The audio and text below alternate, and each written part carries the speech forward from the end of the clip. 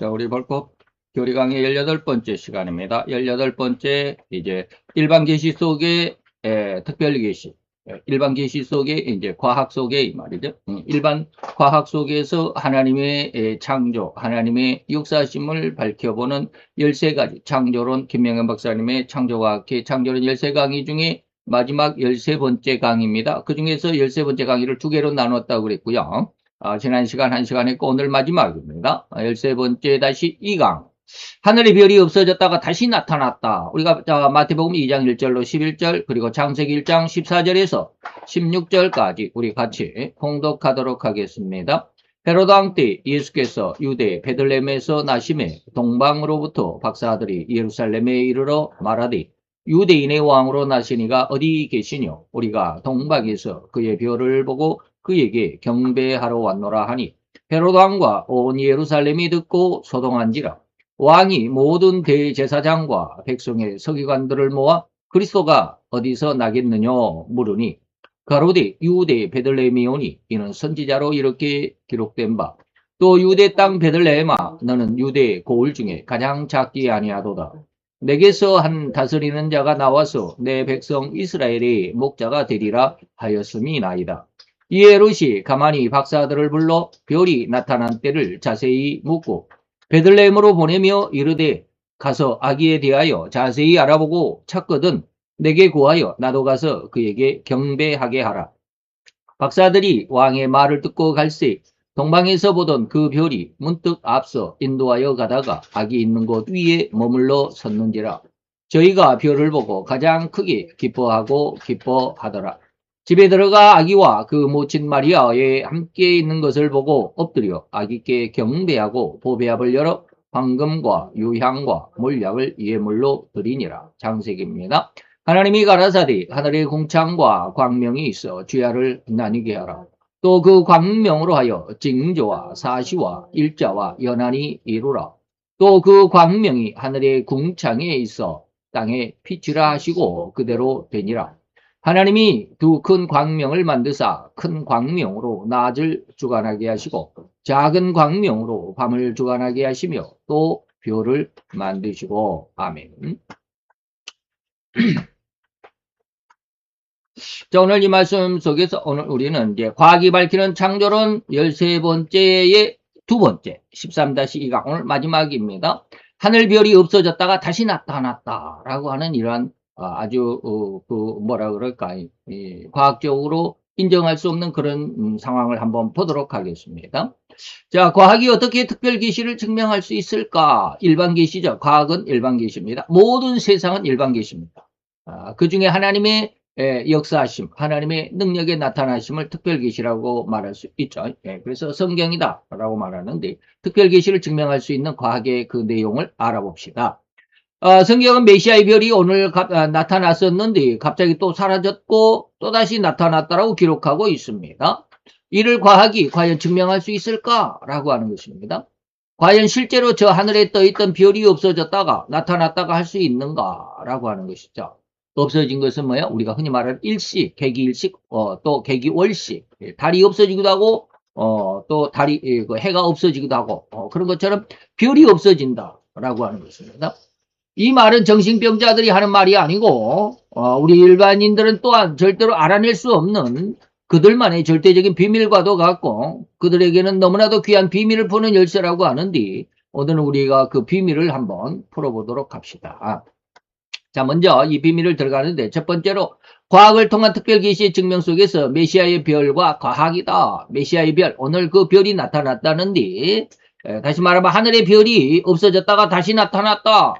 정신병자들 아니야? 라고 이렇게 말하는데 그걸 한번 봅시다.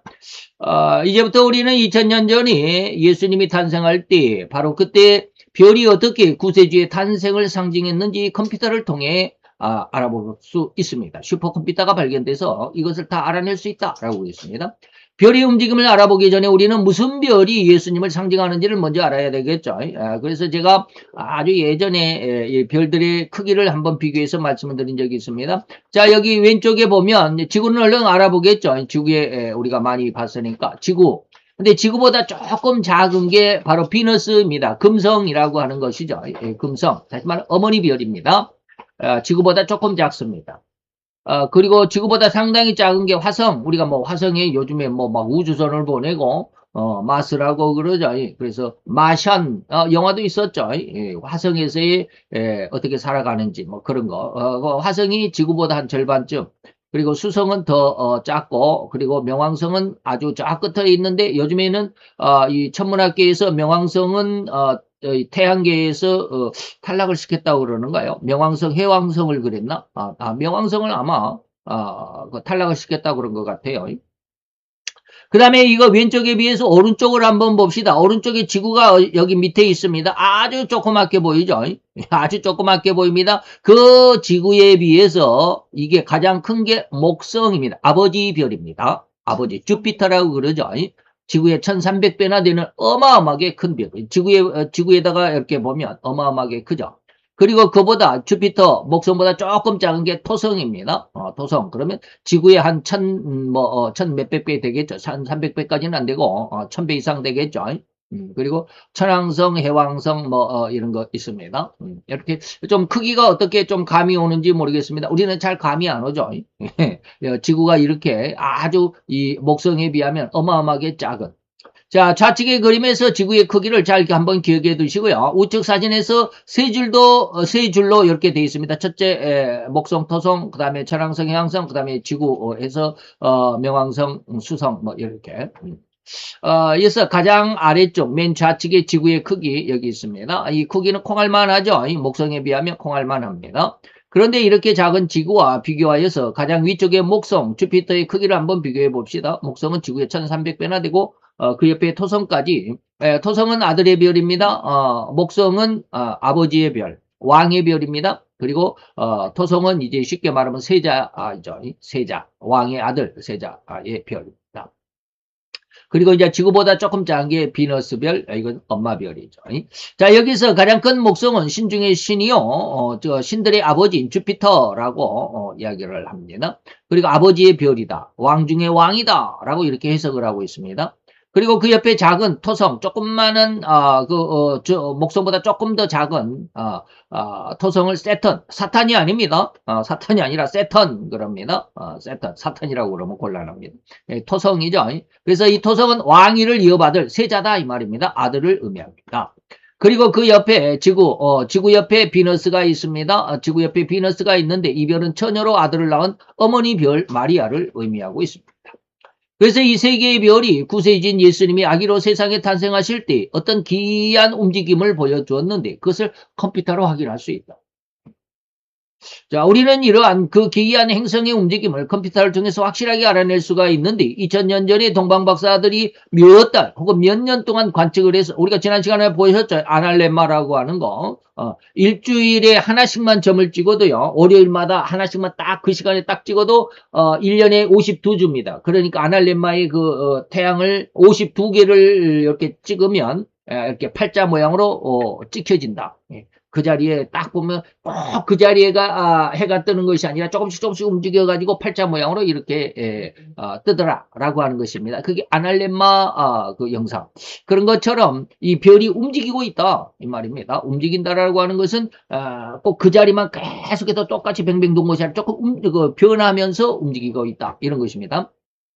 이제 우리는 한순간에 컴퓨터로 이것이 그냥 1년 동안에 찍으니까 아날렘마 태양의 움직임을 1년 동안 찍으니까 우리가 볼 수가 있지. 그거를 한순간에 컴퓨터로 그렇게 알아볼 수 있다 이것이죠. 그 움직임을 눈으로 확인할 수 있게 되었고 오늘날 우리가 그것을 보게 될 것입니다.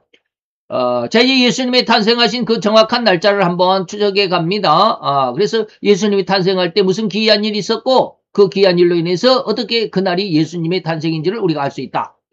그래서 예수님의 탄생일을 알 수 있는 세계적인 역사 기록은 곧 예수님이 탄생하신 이후에 헤롯 대왕이 2살 아래의 남자아이를 몰살하는 엄청난 사건을 세계 역사 기록에서 찾으면 될 것입니다. 그렇죠?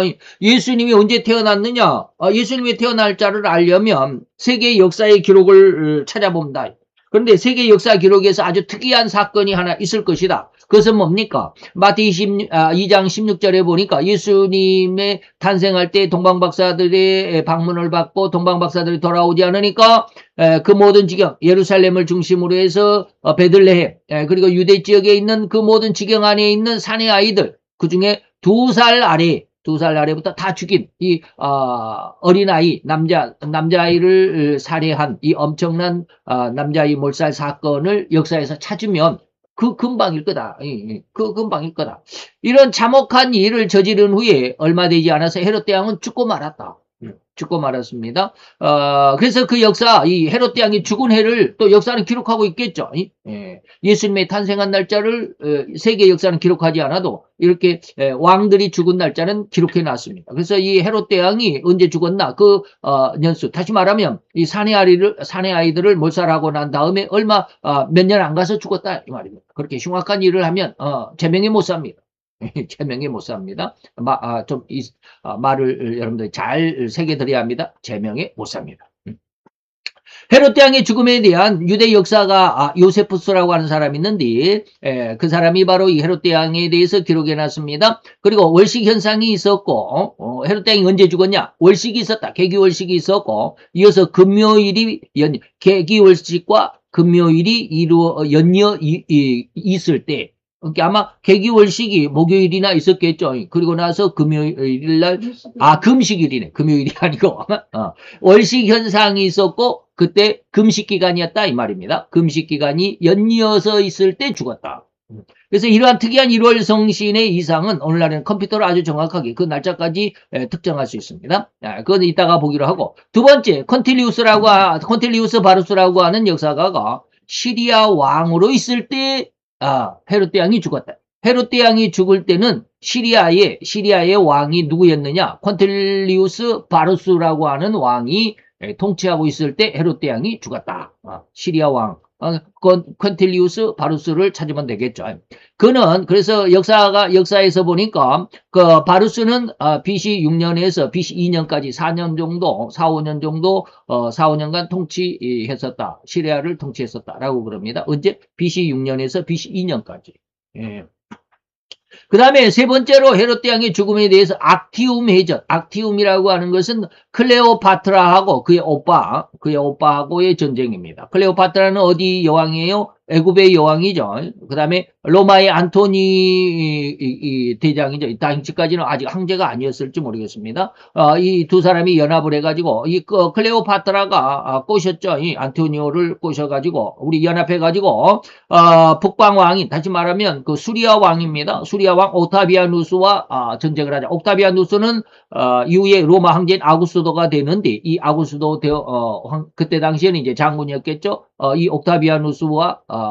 옥타비아누스는 뭡니까? 클레오파트라의 오빠입니다. 근데 오빠를 죽이고자 로마의 장군을 데려와 가지고 오빠와 전쟁을 했는데 아주 철저하게 패배하고 말았죠. 그래서 클레오파트라가 죽습니다. 자, 바로 이 전쟁이 악티움 해전입니다. 악티움 해전이 있고 난 뒤에 27년이 지난 후에 헤롯 대왕이 죽었다. 그럼 악티움 해전이 언제 일어났느냐? 악티움 해전은 BC 32년에 일어났습니다.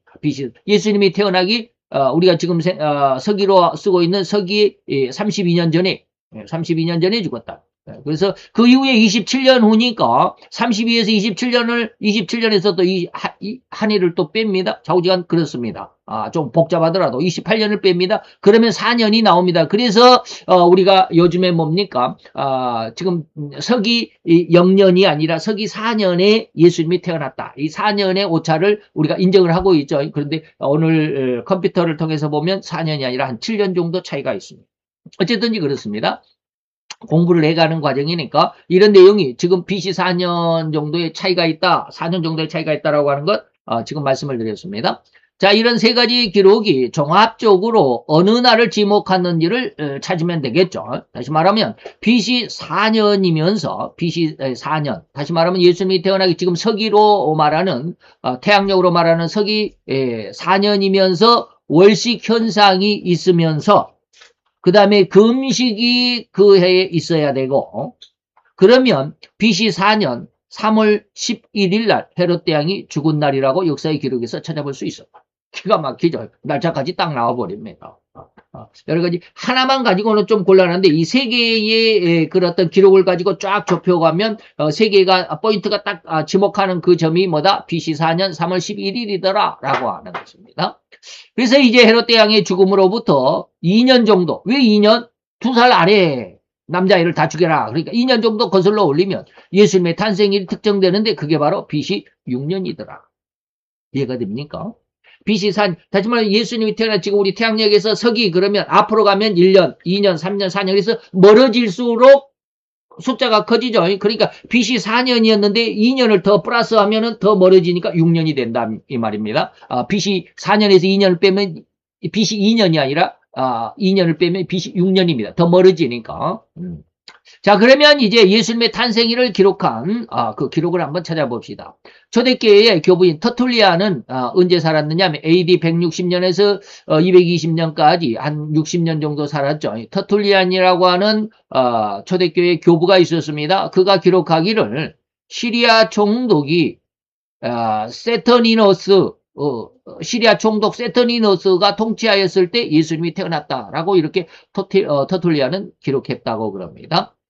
또 두 번째, 이집트 알렉산드리아의 교부였던 클레멘트라고 하는 이 교부는 이집트 달력입니다. 우리 태양력이 아닙니다. 그러니까 이집트 달력으로 9월 25일이었다라고 했는데 이를 구약의 유대력으로 바꾸고 또 태양력으로 또 바꿔야 합니다. 3번 바꿔야 됩니다. 이집트 달력에서 유대력으로, 유대력에서 우리 태양력으로 이렇게 3번을 바꿔야 되는데 유대력으로 변환해 보니까 그날이 2월 28일이더라. 2월 일자가 빠졌네.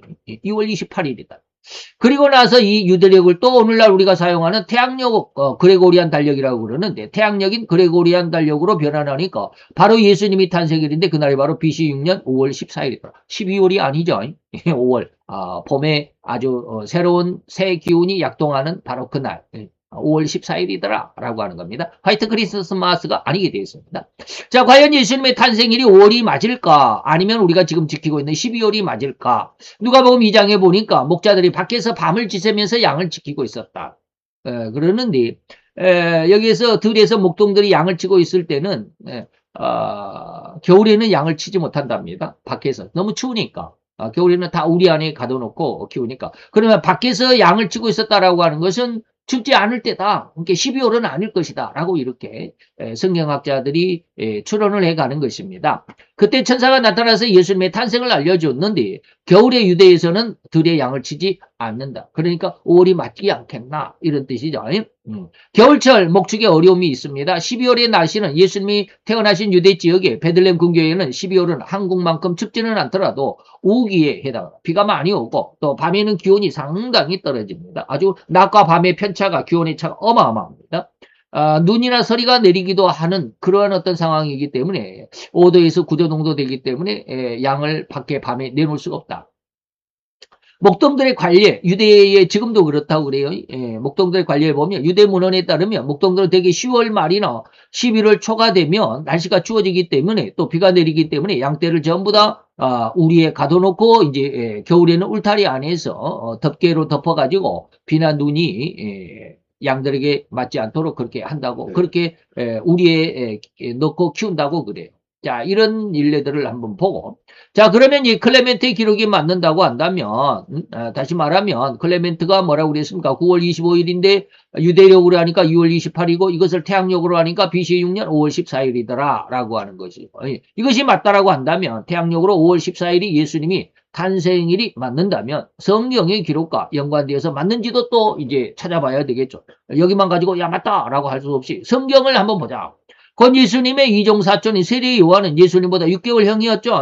6개월 되던 때 마리아가 잉태되자마자 수태하자마자 그 이모인 엘리사벳을 찾아갔죠.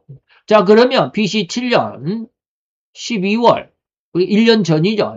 1년 전에 세례 요한이 다시 말해 6개월 전 5월이면 예수님이 태어난 지가 5월이면 세례 요한은 6개월 전이니까 BC 7년이 되겠죠. 7년 12월 14일로 세례 요한의 탄생, 생일을 특정할 수 있겠다.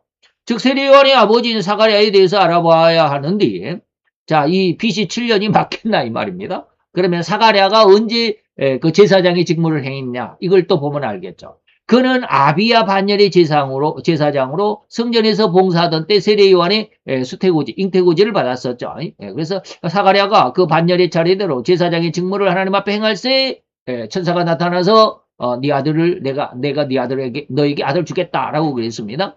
근데 다윗이 이 제사장들을 24개 팀으로 재구성했습니다. 저도 이거 공부하다가 이거 찾아봤습니다. 그전에는 이거 안 찾아봤습니다. 역대상 24장 5절, 10절, 19절에 보니까 다윗 왕이 이 제사장들이 너무 많죠. 너무 많으니까 24팀으로 나누었습니다. 제비를 뽑아서 피차에 차등 없이 나누었습니다. 그리고 성수일을 한 팀이 하나씩, 그러니까 이 24개 팀이 52주니까 1년에 몇 팀은 1년에 3번, 3주, 한 주간씩 저기 봉사를 합니다. 그런데 거의 대부분은 1년에 2번입니다. 1년에 2번이죠. 1년에 2번. 48주면 1년에 딱 2번인데 52주니까 4주가 더 남죠. 그러니까 4개 팀은 1년에 3번. 아니면 나머지는 이제 1년에 2번씩 봉사를 하게 됩니다. 그래서 성소의 일을 다스리고 하나님의 일을 다스리는 자가 되는데 엘리야사가 이다말도 있고 7째가 학고수고 8째가 아비야다. 아비야지. 왜 엽니까? 아비야 반열이죠. 그래서 아비야는 뭐요? 8번째 반열이다. 아비야 반열은 8번째 반열에 속한 제사장이었다. 그래서 세례 요한의 아버지 사가랴는 아비야 반열이었기 때문에 8번째 제사장들이 언제 성전에 봉사했는지 이것을 찾으면 돼요. 그리고 그래서 조상 아론에게 명하신 대로 수종을 들었다. 자, 그런데 다윗이 이렇듯 제사장의 반열을 언제, 즉 몇 월에 나누었는지, 그리고 그렇게 나눈 제사장들의 첫 반열이 언제, 몇 월 며칠이 처음 시작했는지를 알 수가 없죠. 그걸 알아내야 되면. 그래야 딱딱 나오죠. 자, 그렇기 때문에 사가랴가 언제 성전에 봉사했는지를 특정할 수 없습니다. 이렇게 사가랴가 성전에 봉사한 주간을 알아내야만 세례 요한의 수태를 추정할 수가 있고 6개월 후에 비로소 예수님이 마리아의 태에 수태됐을 것이고 그러면 9달이나 10달 후에 예수님이 태어날 것으로 추정이 가능했기 때문이죠. 단지 예수님이 태어났을 때는 목자들이 들에서 양을 치고 있을 때라는 점을 들어서 늦은 가을부터 겨울이 아니라는 점을 우리가 알 수 있고 봄이나 여름이었겠죠. 그래서 그렇다면 각 반열이 1년에 2회 정도 봉사를 한다고 하면 봄이나 가을 시절에 사가랴가 봉사하는 기간이었을 가능성이 많죠. 자, 태양을 중심으로 해서 각 행성의 거리를 봅시다. 여기 태양이 있습니다. 가장 가까운 데가 수성, 금성, 그 다음에 세 번째가 지구입니다. 그런데 거리를 한번 봅시다. 이거 빨간 거리입니다. 태양으로부터 수성은 5,800만 킬로미터, 5,800만. 지구는 태양으로부터 1억 5,500만 킬로미터가 떨어져 있습니다. 그리고 지구가 태양을 한번 도는데 365.251이 걸립니다. 딱 365일이 아니라 251이 더 걸립니다. 하루에 한 4분의 1 정도를 더 갑니다. 딱 제자리, 태양을 한 바퀴 돌아서 딱 제자리에 오는데 365일 하고 4분의 1이 더 지나갔다 이 말입니다. 이것 때문에 우리가 그 날짜를 찾을 수 있습니다. 이게 조금 365일이 딱 맞았다 그러면 이게 절대 찾아내지 못합니다. 그런데 이것 때문에 찾아냅니다. 그리고 지구가 초속으로 태양을 도는 초속이 1초에 29.76 그러니까 30km를 갑니다. 빛은 1초에 30만 킬로미터를 달립니다. 그러나 지구는 1초에 30km. 지금 우리가 이렇게 앉아있는 것 같고 우리가 지금 예배드리고 의자에 앉아있는 것 같아서 전혀 흔들림이 없지만 지금 지구는 초속 30km로 초속 30km입니다. 시속 30km, 차로 시속 30km 하면 그 학교 앞에 그 천천히 가야죠. 저 어린이 저기 뭡니까 제한 속도 때문에 천천히 가야 되는데 이게 시속 30km입니다. 근데 초속 30km면 시속으로 1800km. 1800 아주 그냥 쌩 이렇게 지나갑니다. 쌩 이렇게 초속 30km면 쌩 이렇게 지나가. 지구가 그렇게 빨리 달려가고 있는데 우리는 전혀 느끼지 못하죠. 자, 그렇습니다. 그러면 목성은 어떨까? 목성은 뭡니까? 태양으로부터 하나, 둘, 셋, 넷, 다섯 번째가 목성, 여섯 번째가 토성입니다. 다섯 번째가 목성인데 목성은 7억 7,800만 킬로미터 떨어져 있습니다. 지구는 1억이죠. 1억 5,500만 떨어져 있고 목성은 7억, 그러니까 한 7배 정도, 6배 정도 멀리 떨어져 있죠. 그리고 토성은 그보다, 목성보다도 2배나 더 멀리, 14억. 그리고 목성이 태양을 한번 도울 때는 11.9년이 걸린다. 목성이 태양을 도울 아주 천천히 돌죠. 11.9년. 12년에 한 번씩 돕니다. 12년. 그래 토성은 또 29.5년. 그러니까 30년에 한 번씩 돕니다. 30년에 태양을 한 바퀴 도는 게 토성입니다. 이해가 되죠? 이게 지금 무슨 말을 하려고 하는지 이해를 해야 됩니다. 그래서 지구는 초속 30km, 29.76이니까 30으로 올려봅시다. 30km, 초속 30km인데 목성은 초속 몇 킬로냐? 13.5, 13km. 그러니까 지구보다 약 절반 이하. 30km의 절반은 15km죠. 근데 절반 이하 조금 못되게, 절반 못되게 한 45% 정도 지구보다 그렇게 늦게 갑니다. 지구가 쌩 가면 목성은 쌩 이렇게 갑니다. 토성은 뭡니까? 목성보다 더 느리게 갑니다. 9.65km 초속, 그러니까 약 10km. 목성은 13km인데 토성은 10km. 그러니까 목성보다 조금 늦게 가죠. 요거는 쌩 가면 요거는 또 쌩 이렇게 갑니다. 그러니까 목성이 조금 빨리 가고 토성은 조금 늦게 가고 그리고 지구는 쌩 가고 그렇습니다. 그런 어떤 차이가 있기 때문에 이 별들이 서로 겹쳐지는 때가 있습니다. 이렇게 늦게 가니까 또 빨리 가니까 이렇게 됩니다. 자, 이걸 지금 왜 그러냐면 바로 이제 별이 없어지는 때를 알아보기 위해서 이렇게 속도도 다르고 거리가 있기 때문에 속도도 다르고 또 크기도 다르고 그러죠. 그래서 거리는 각 행성이 태양으로부터 떨어진 거리다라고 하는 것입니다. 거리는 뭡니까? 빨간색입니다.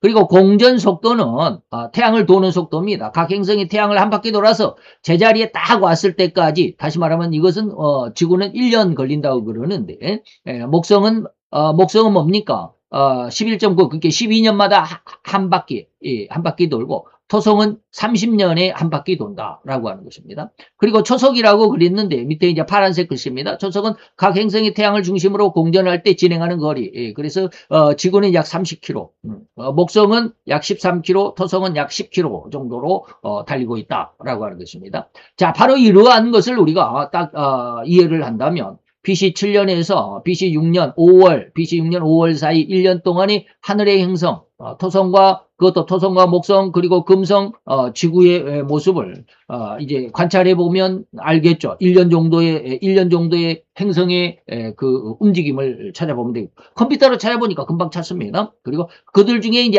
이상한 이상한 움직임을 찾아보면 되겠죠. 그리고 부분 일식이나 연거푸 2번이나 예루살렘 하늘에서 볼 수 있을 정도로 이 월식이나 일식이 발견했다. 아까 그 월식이 있었던 데다 그랬죠. 그래서 아날레마 이런 것들은 아날레마 1년 동안의 이 별들의 움직임을 딱 짝짝짝 점을 찍으면 아날레마로 이걸 찾아낼 수 있다. 그래서 BC 7년과 4월부터 10월에 각각 연거푸 이 일식이 일어났다는 것을 알 수 있습니다. 다시 말하면 아버지 별인 목성과 토성이 앞으로 갔다가 다시 뒤로 갔다가 하는 것 같은 행보를 보였습니다. 이것은 뭡니까? 서로 이게 가는 속도가 다르기 때문에 뒤에 가는 것이 앞으로 빨리 갈 수 있죠. 쉽게 말하면 목성은 이렇게 천천히 가는데 지구는 뺑 가니까 지구는 먼저 뺑 갔다가 삥 돌아서 다시 목성이 요만큼 갈 때 또 한번 뺑 돌아가지고 또 한번 지나가고 또 뺑 돌아가고 이렇게 된다 이 말입니다. 바로 이런 것들. 그러면서 이 지구가 아주 빠르니까 3배 정도 빠르죠. 2배 정도, 3배 정도 빠르니까 이렇게 쌩 지나갔다가 다시 또 쌩 지나갔다. 우리가 딱 보고 있을 때 목성과 지구가 만나는 게 3번 정도 이렇게 된다. 3배 빠르니까. 자, 이렇게 해서 별들은 전부 다 이렇게 앞에 가지만 지구가 더 쌩하고 빨리 지나가니까 목성이 앞에 갔었는데 여기 쌩하고 지나가다 보니까 토성이 앞에 있는 것 같이 보이는 그런 착각이 있을 수 있습니다. 그런데 이것은 뭐냐면 바로 이런 그 속도 차이입니다. 공전의 속도 차이에 별이 앞으로 갔다가 뒤로 갔다가 하는 이러한 현상이 있다 이 말입니다. 아주 기이한 일들, 이것이 지난번에 제가 873년인가 그랬는데 오늘 보니까 854년 만에 한 번씩 있더라고요. 이러한 기이한 일들이. 자, 그렇습니다. 그래서 별들은 절대로 뒤로 갈 수가 없죠. 앞으로만 갑니다. 그런데 이렇게 보이는 현상, 별이 나타났다가 없어졌다가 하는 이런 현상들은 이 별들의 이상 행보를 컴퓨터로 복원해서 보면 진짜로 그러더라고요. 그런데 별이 진짜로 뒤로 간 것이 아니라 그런 현상이 보인다. 왜? 지구가 더 빨리 가니까. 이러한 현상을 동방 박사들이 그렇게 아날렘마로 이렇게 점을 찍어가면서 아날렘마로 이걸 찾아냈다라고 하는 것입니다. 자, 그러면 이제 컴퓨터로 직접 목성과 토성의 정상 행로를 한번 찾아보도록 하겠습니다. 목성과 토성, 어디 갔습니까?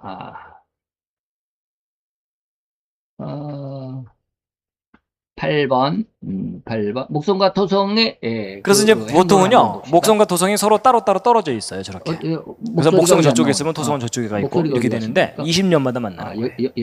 여기가 죽어요. 그래갖고 이제 보통 이제 태양이 이렇게 지나가는 자리를 따라서 토성도 지나가고 자, 목성. 처음부터 다시 봅시다. 그래서 이제 보통은요, 목성과 토성이 서로 따로따로 떨어져 있어요, 저렇게. 그래서 목성은 저쪽에 있으면 토성은 저쪽에 가 있고 이렇게 되는데 20년마다 만나는 거예요. 20년만 한번. 그래갖고 이제 보통 이제 태양이 이렇게 지나가는 자리를 따라서 토성도 지나가고 목성도 이렇게 지나가거든요. 근데 그 목성이 더 느리기 때문에 토성이 더 느리기 때문에 목성에게 항상 추월을 당해요. 그리고 이제 토성이 이렇게 느긋하게 가고 있으면 목성이 앞질러 가는 거예요. 항상. 보시죠. 자, 이것을 이제 지금 목성과 토성의 그런 내용을 우리가 지금 봤습니다. 자, 그 다음에 목성과 토성의 이상행로, 징조가 어떤 모습이었을까?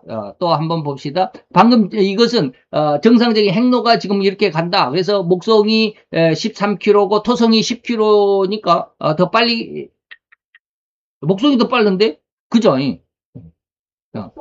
목성이 13km고 토성이 10km니까 항상 토성이 가는데 목성이 앞질러 간대. 아들은 천천히 가고 아빠는 좀 걸음이 크니까 좀 빨리 가고. 지금 바뀐 것 같지 않나? 잘 모르겠네.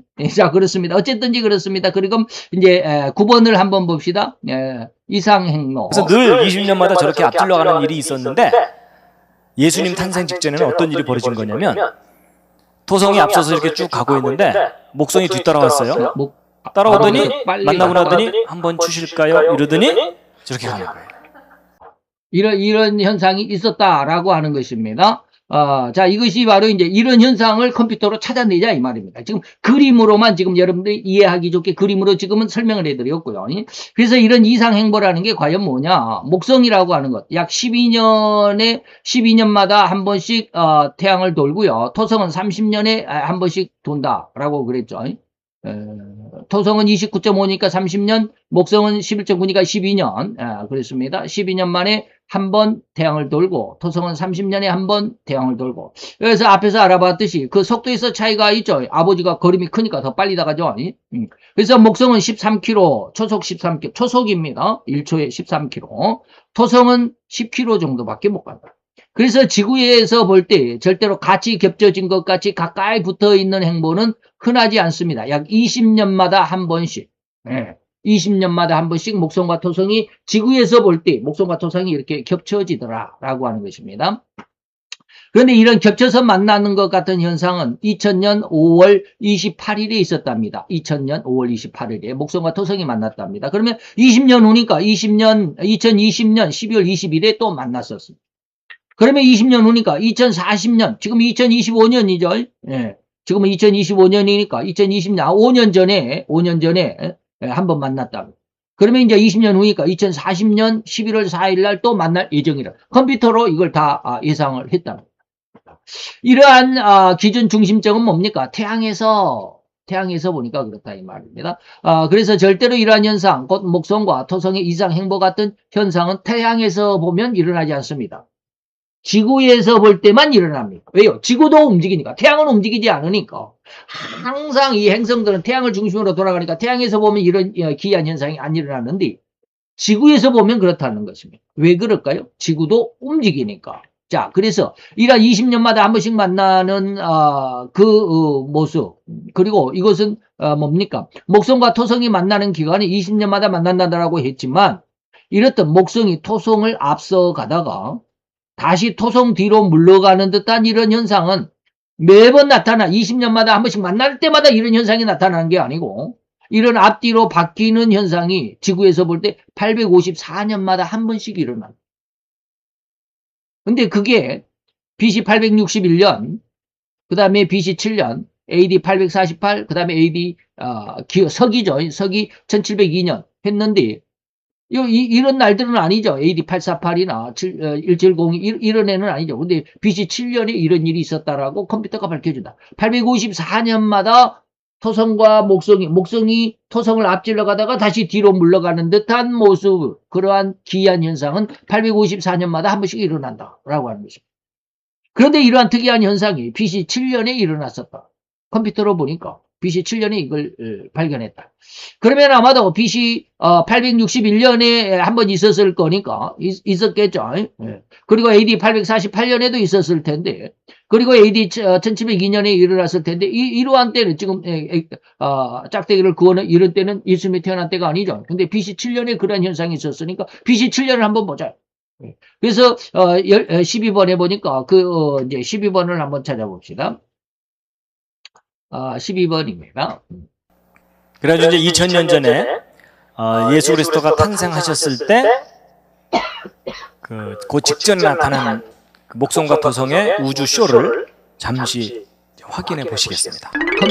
여러분 이 컴퓨터 프로그램 하늘의 별들의 위치와 움직임을 실시간으로 확인할 수 있는 프로그램. 화면이 검은 거는 밤입니다. 그래가지고 별을 보려면 밤에 보죠. 현재 한국에서 하늘을 바라봤을 때 현재의 별자리입니다. 이렇게. 그래갖고 요 위치를 움직이면 움직임 위치에서 하늘의 별들을 다 볼 수가 있어요. 할 일 없는 과학자들이 만들었다고 그랬죠? 그 다음에 이것을요 실시간으로 이렇게 움직여 볼 수가 있어요. 그럼 이 시간 이후로 하늘의 별들이 저렇게 그리고 하얘지면 낮입니다. 그리고 이 움직이는 속도를 얼마든지 조절할 수가 있고 저렇게 만들었답니다. 그리고 이걸 거꾸로 돌리면 과거로 돌아갈 수가 있어요. 근데 이 프로그램이 얼마나 정확하다 그랬냐면 3000년 전에 있었던 일식 현상까지도 확인할 수 있는 프로그램입니다. 그래서 니누에의 그 요나의 기적도 그 일식 현상도 발견했다. 라고 했습니다. 자, 이제 이러한 그러한 것이다라는 것을 여러분들이 보시고, 그 다음에 이제 13번은 예수님의 탄생을 알리는 그때 이제 그 행사, 지금은 이제 구현한 프로그램이 어떻다라고 하는 것을 여러분들에게 말씀을 드렸고, 이제 진짜 예수님이 탄생했을 때 그 상황, 그 별들의 움직임을 한번 보자라고 하는 겁니다. 그거를 그 지평선은 떼어놓고 별들만 이렇게 보자고요. 별들만 보게 되면. 자, 여러분 여기 보시면 이게 목성이고 이게 토성이에요. 근데 이 목성과 토성을 포함한 이 행성들이 전체적으로 왼쪽으로 이렇게 움직일 거예요. 시간이 흐르면서 날짜가 바뀌면서. 근데 얘네들이 왼쪽으로 이렇게 한쪽 방향으로 이렇게 움직이지 않고 약간 뒤로 갔다가 앞으로 갔다가 뒤로 갔다가 앞으로 갔다 이러면서 약간 술 취한 듯이 이렇게 움직일 거예요. 그게 왜 그러냐면 아까 지구가 안쪽에서 돌기 때문에 지구가 앞으로 빨리 가면 쟤네들은 약간 뒤로 가는 것처럼 보이는 현상이 나타난다 그랬죠. 그렇지만 전체적으로는 이제 왼쪽으로 가는 거예요. 그래서 약간 술 취한 듯이 비틀비틀하면서 이제 가는 것처럼 보이게 될 겁니다. 특히 이제 목성과 토성의 그 움직임을 유심히 보시게 될 텐데요. 이 시간 가는 것도 함께 봐야 되기 때문에 이제 보시게 되면은 자세하게 선명하게 안 보이지만 이 달이 바뀌는 거를 보시면 돼요. 달이 바뀌는 거. 이제 지금 시계가 아주 빨리 가기 때문에 빠른 속도로 시간이 가니까. 그래서 이렇게 보시면은 5월인데 6월, 7월이죠. 이런 식으로 이제 바뀌는 거예요. 그래갖고 얘네들이 약간 일단 뒤로 가죠. 왔다 갔다 하죠. 그 다음에 이제 목성이 가까이 오기 시작해요. 가까이 와가지고서 둘이 탁 만나니까 다른 조물에게 행성들이 쟤네들 만난다 이러면서 지나가죠. 예, 그래서 이제 둘이 목성이 보세요. 토성을 앞질르는 듯 하더니 뒤로 가는 거 보이시죠? 그랬더니 쟤네들이 또 나타나고 쟤네들 아직도 안 헤어졌네 이러면서 지나가는 거예요. 그러면서 요쯤 됐을 때 요때가 바로 예수님 탄생 때쯤이에요. 요때는. 자, 이렇게 됐습니다. 그 다음에 이제 14번은, 이것이 한순간에 볼 수 있는 그런 것을, 아날렘마는 뭡니까? 한순간에 볼 수 있는 것이 아니라 1년 이상, 몇 달 이상, 1년, 이렇게, 그렇게 점을 찍으면서 봐야 된다라고 그랬죠. 그래서 14번은 또 무슨 뜻인지 한번 봅시다. 자, 근데 여기서 한 가지 또 하나 알려드릴 게 있어요. 여러분 성경을 보면 어떤 장면이 나오냐면 분명히 이렇게 이제 목성과 토성이 만나서 춤을 추는 장면을 이제 동방 박사들이 본 거예요. 근데 봤는데 그걸 봤다니까 어떤 분들은 어느 날 밤에 이렇게 본 줄 알아요. 자기야 별이 참 예쁘지? 근데 쟤네들이 춤을 추네? 이게 아니고 여기 보시면은 한 몇 개월 동안 그 두 별의 움직임을 계속 그래프를 그려야 돼요. 그게 아날렘마입니다. 그러니까 여러분 일반인들은 저걸 알아차릴 수가 없는 거예요. 그냥 단순히 그냥 만났는데 잘 안 헤어지네 뭐 이런 정도만 알게 되는 거지 정확한 움직임을 모르기 때문에 전문가만이 알 수 있다는 거예요. 전문가만이 알 수 있다. 그래서 그런 내용을 제가 지난 시간에 이제 아날렘마 이런 거 보여드렸죠. 이거는 지난 시간에 봤으니까 뭐 볼 필요가 있겠습니까? 한번 봅시다. 그래도. 태양이 하늘의 팔자 모양으로 그린 그림인 아날렘마 패턴 사진이 공개돼 화제입니다. 아날렘마는 태양을 1년 동안 같은 시각과 위치에서 촬영해야 하는데요. 1년의 촬영 기간 동안 카메라 위치가 바뀌면 안 되고 날씨의 영향도 커서 많은 노력이 필요합니다. 이런 신기한 아날렘마 패턴을 관찰할 수 있는 이유는 우리가 사는 지구의 자전축이 23.5도 정도 기울어져 있기 때문이라네요. 네. 우리 그들은 자, 이런 것인 줄 알았죠. 그래서 아날렘마를 통해서 목성과 토성이 어떻게 움직였는가를 알 수 있지. 한순간에 그냥 한 몇 분 사이에 왔다 갔다 그런 게 아니다라고 하는 것입니다. 이렇게 예수님이 세상에 성육신, 곧 탄생하실 때 행성인 목성과 토성과 금성이 이상한 행복, 이상한 움직임을 보였다는 것을 우리가 컴퓨터를 통해서 알 수가 있죠. 그런데 또 다른 하나의 문제를 한번 봅시다. 그것은 뭐냐면 방금 있던 별이 없어졌다가 다시 나타났다라고 하는 것입니다. 다시 말하면 사라질 수가 없는 행성은 없어질 수가 없죠. 목성과 토성이 어떻게 없어졌다가 다시 나타났다라고 있는 것이죠. 이것은 도대체 사실이냐? 그때 예수님이 탄생했을 때 이 행성들은 어떤 현상이 겹쳐서 일어났기에 보이지 않았단 말인가? 자, 16번에 이제 제가 행성이 안 보였던 이유를 16번에 담아놨습니다. 이건 전부 다 김명현 박사님의 그 강의를 제가 조금씩 뭐 한 1분 이내로 이렇게 잘라가지고 여러분들 이해하기 쉽게 하려고. 예루살렘에 왔잖아요. 근데 와서 헤롯 궁에 들어갔어요. 헤롯 궁에 들어가서 아십니까? 모르는데 니네들이 찾으면 나한테도 알려줘라. 뭐 이래갖고서 이제 동방 박사들은 거기까지 왔는데도 어딘 줄 모르니까 막막하잖아요. 근데 성경 기록을 보면 뭐라고 나오냐면 동방에서 그들을 인도했던 그 별이 문득 다시 나타나서 자기들의 길을 인도했다고 나오죠. 그럼 이게 무슨 말이냐면 그 별을 분명히 동방에서 봤는데 중간에 사라졌던 거예요. 그러다가 다시 나타났다는 거예요. 근데 여러분 생각해 보세요. 목성과 토성은 늘 떠 있잖아요. 그게 사라질 리가 없잖아요. 근데 사라졌다가 다시 나타났다고 돼 있거든요. 근데 여러분 그게 정확하게 검증이 돼요. 잘 보세요. 여러분 여기서 이제 가는 거 이제 보면은요. 이제 목성과 토성이 딱 만났어요. 이제 여기서 이렇게 댄스를 주는 장면은 동방 박사들이 보게 돼요. 그렇죠? 보는데 이렇게 댄스를 주고 나서 이제 목성이 다시 딱 출발을 하려고 그럴 때 여기 보시면 여기 태양이 가까이 오죠. 지구에서 보니까 그렇죠. 태양도 움직이죠. 근데 태양이 이렇게 가까이 딱 오게 되면 무슨 일이 벌어지냐면 태양하고 목성과 토성이 함께 떴다가 함께 지니까 태양빛이 너무 밝으니까 목성과 토성이 관찰이 돼야 안 돼요? 관찰이 안 되는 때가 저때예요. 그러니까 태양이 멀리 있을 때는요. 목성과 토성은 태양하고 따로 놀기 때문에 밤하늘에 관찰이 돼요. 근데 태양이 가까이 오면 관찰이 안 돼요. 그러다가 태양이 어느 정도 멀어지고 난 다음에 다시 토성과 목성과 금성이 다시 관찰이 되는 거예요. 무슨 뜻인지 알겠죠? 이게 월식이나 일식과 같이 태양이 겹쳐졌을 때 그때 이제 안 보인다.